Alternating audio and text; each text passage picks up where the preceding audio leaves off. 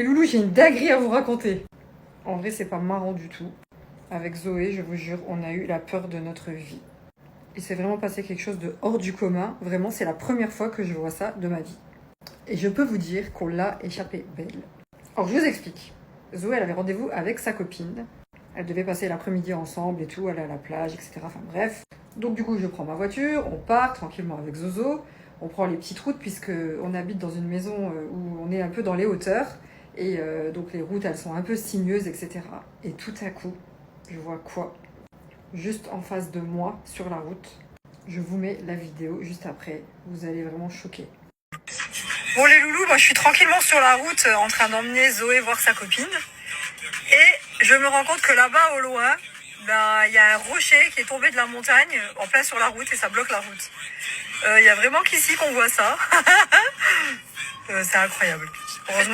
Heureusement qu'il n'y a pas eu de voiture à l'instant T qui est passée au même moment parce que ça aurait été un carnage.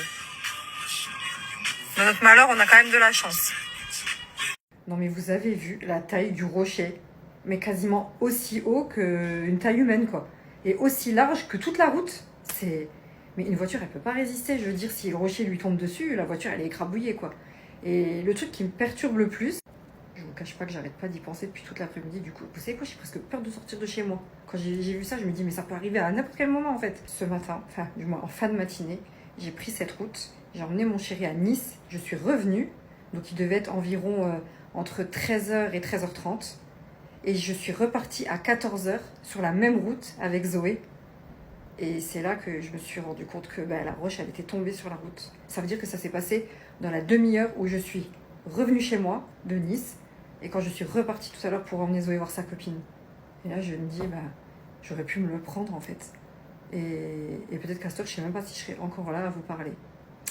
Je sais que ça va en réjouir quelques-uns qui diraient « Oh, dommage qu'il n'est pas tombé à ce moment-là ». Eh ben non!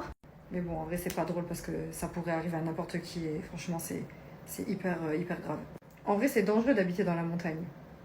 Mais bon, on va pas s'empêcher de vivre. Je vais quand même continuer à prendre cette route parce que de toute façon, j'ai pas le choix et c'est comme ça. Du coup, là, tout à l'heure, je dois repartir à Nice chercher mon chéri. Du coup, j'espère que la route, elle sera dégagée.